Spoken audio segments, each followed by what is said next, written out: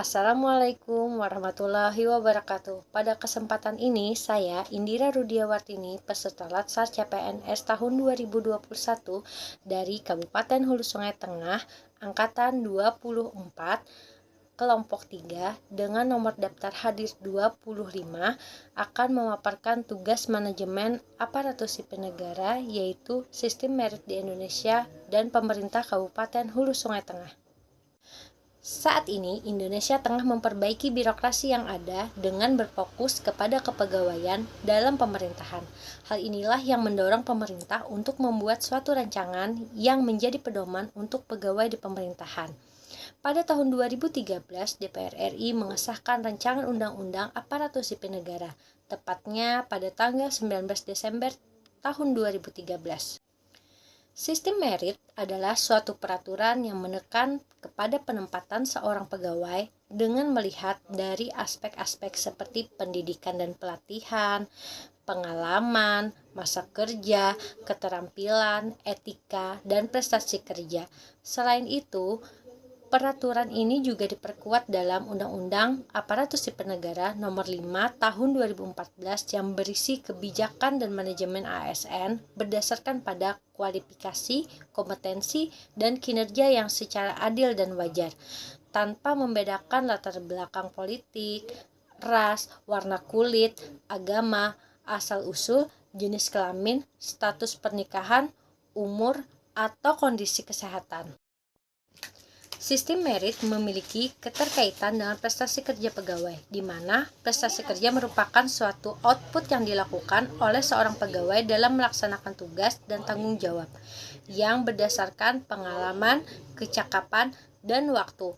Faktor yang tidak kalah penting dalam prestasi kerja adalah dengan penggabungan dari minat pekerja, kemampuan atas delegasi tugas, dan tingginya tingkat motivasi seorang kinerja.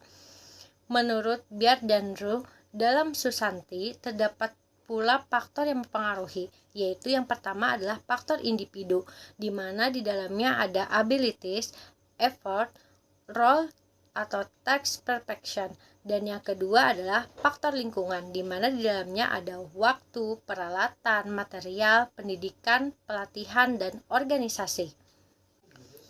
Undang-Undang ASN secara jelas mengakomodasi prinsip merit dalam pelaksanaan manajemen ASN.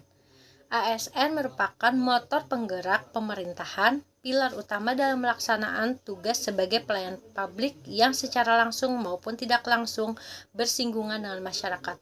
Oleh karena itu, kinerja ASN menjadi indikator utama yang menentukan kualitas ASN itu sendiri, sehingga kekuatan orang dalam tidak akan berpengaruh di sini. Menurut sejarah, sistem merit mulai dilakukan di zaman dinasti Qin dan Han di Cina. Dinasti ini mengenalkan sistem merit melalui sistem pendidikan dan pelatihan, diikuti dengan ujian dan seleksi bagi calon-calon pejabat pemerintah. Dari Cina, konsep sistem merit kemudian menyebar dipergunakan di British India di abad ke-17 dan kemudian ke daratan Eropa dan Amerika. Negara kita semenjak pemerintahan di awal kemerdekaan sampai sekarang juga telah mengenal dan melaksanakan sistem merit dalam manajemen pemerintahan.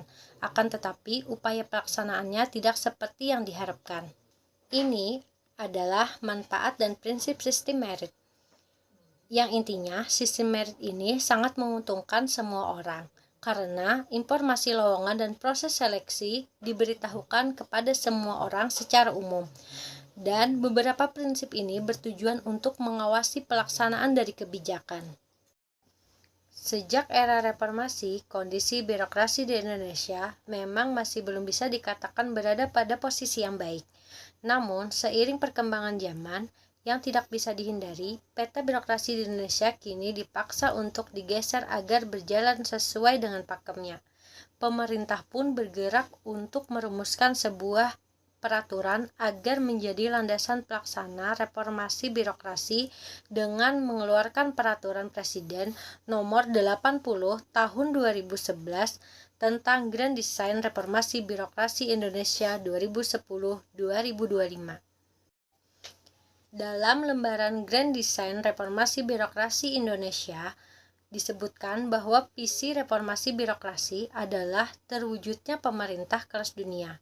Untuk mewujudkan visi tersebut, artinya pemerintah harus memiliki birokrasi yang profesional dan berintegritas, dan mampu hadir lebih dekat kepada masyarakat dengan memberikan pelayanan yang prima. Sistem merit yang ada di pemerintahan Kabupaten Hulu Sungai Tengah sudah berjalan dengan baik, seperti penerimaan ASN, pelatihan dan pengembangan, kenaikan pangkat, promosi dan pengembangan karir, mutasi, dan netralisasi ASN dalam unsur politik. Salah satu contoh sistem merit yang berjalan di Kabupaten Hulu Sungai Tengah adalah dalam hal penerimaan CPNS yang berawal dari tahun 2018. Sudah dilakukan melalui sistem CAT yang bersifat transparan, di mana nilai peserta calon CPNS dapat dilihat langsung secara live dan terekam di channel YouTube BKPSDMD Kabupaten Hulu Sungai Tengah. Dan ketika peserta selesai, maka perankingan akan secara otomatis dapat dilihat. Begitupun untuk hal pelatihan dan pengembangan yang bertujuan untuk meningkatkan kinerja pegawai telah dilaksanakan sebagaimana mestinya, yaitu melatih pegawai sesuai dengan jabatan yang dimiliki oleh pegawai tersebut tanpa memandang siapa orang tersebut. Terima kasih.